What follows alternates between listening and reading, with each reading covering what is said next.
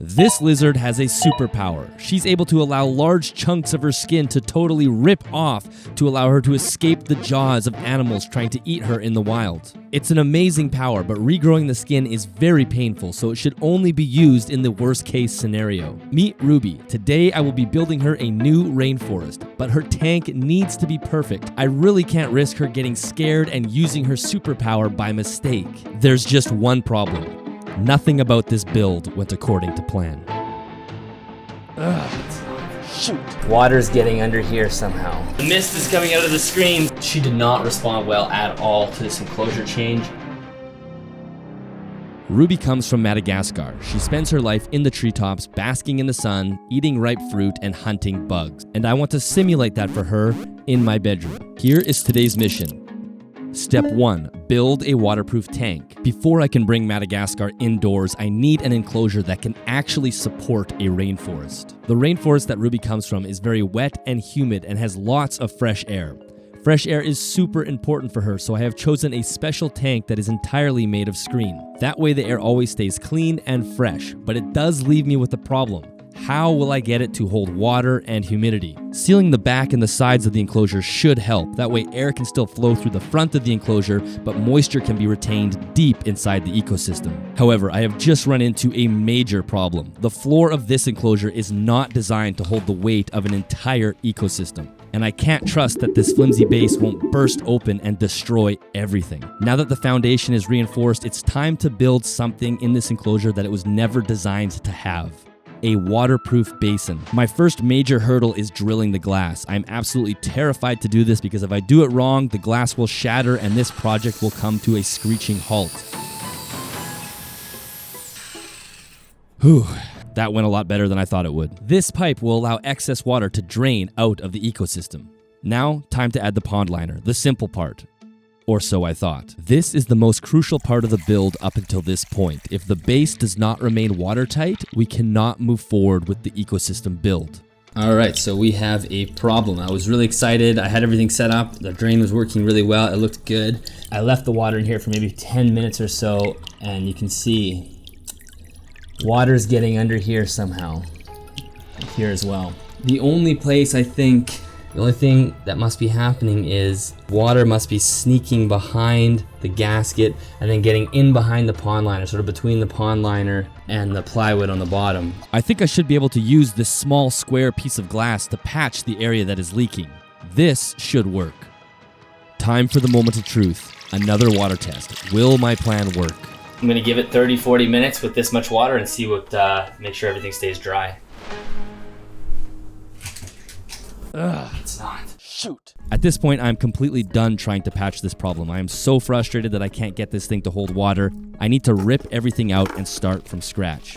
Installing the fake rock background has given me some time to think of a new plan. Instead of fighting the pond liner, I'm going to turn the entire base into an aquarium. I'm certain that adding this glass panel to the bottom of the enclosure should stop any and all leaks. But will it work? I'm on pins and needles again, testing this for the third time. Will the enclosure hold water? Success at last. No water leakage and the drain functions as it should.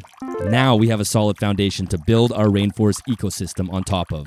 Step 2, make the tank look like a rainforest.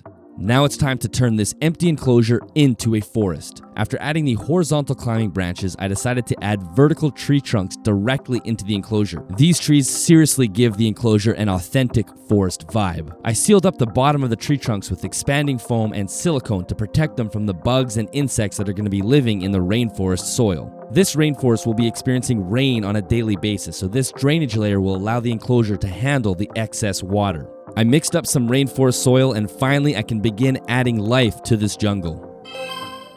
And of course, no ecosystem is complete without creepy crawly bugs living in the soil. So I'm adding a whole group of little white roly-poly bugs as well as a bunch of dead leaves for them to munch on. Step 3, simulate rain. I now need to solve a problem that I have been dreading. How will I bring the moist, warm weather of a rainforest indoors when the front of the enclosure is completely open screen? I have decided I will need to build a rain and fog simulator to replicate the jungle mist that Ruby needs. I can use this patio mister and pump system to simulate the rain. However, it is way more powerful than I planned. Well, right now the mist is coming out of the screen, so I'm gonna have to fix those front nozzles. I will need to adjust these nozzles a little bit to make sure the rain is staying within the ecosystem. Simply adding rain to this rainforest is not going to cut it. I truly want to replicate jungle mist, so I need a way to simulate rolling fog. I think if I modify this household humidifier, it should do the trick. I'm adding this black tube so I can pump fog directly into the rainforest. However, it sticks out like a sore thumb, so it's time to camouflage it into the background. Okay, in my opinion, that looks great. Time for a quick system test.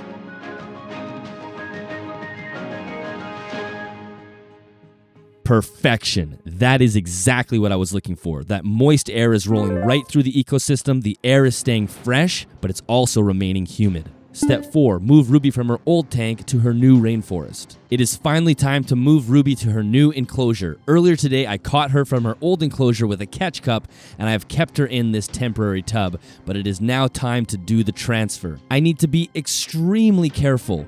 She is lightning quick, and if I grab her with my hands, her skin could easily tear off. This is so nerve-wracking. Ruby is clearly very unsettled and doesn't know what to do. She is frozen in fear. I'm trying to coax her off the container, but she won't budge. I will need to settle with just leaving the entire container in the enclosure and allow her to explore on her own. I really hope this stress hasn't pushed her beyond her breaking point. When I came back into this room the next day and looked into the enclosure, my heart sank. She did not respond well at all to this enclosure change. Ruby was still sitting on the floor of her enclosure. Ruby's species lives in trees. She does not go on the floor. This had me incredibly worried.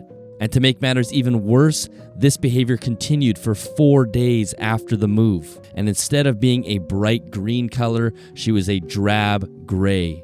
I think I may have stressed her out so much that my biggest fear is coming true. Her skin is beginning to fall off, and that's why her toes are no longer sticky and why she can't climb. I waited a few more days to see if she would get better, and suddenly, her skin did fall off, but not in the way that I feared.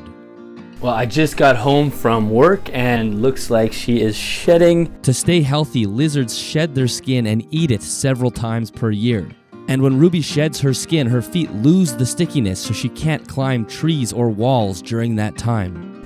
You can see now she's getting back to her bright green. Let me open this without scaring her too much. And her feet are quite obviously grippy again. I am so happy to see Ruby back to her bright lime green self, climbing through the trees and enjoying her brand new rainforest. Step 5, let the rainforest grow for 1 year.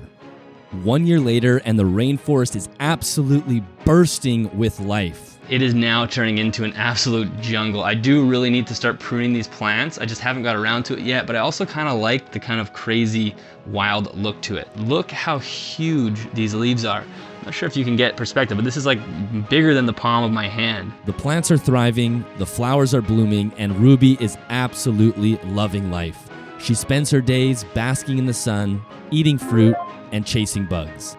Exactly as she should be. I have so many more projects planned just like this one, so if you want to see those, make sure you subscribe to the channel. Thank you for watching.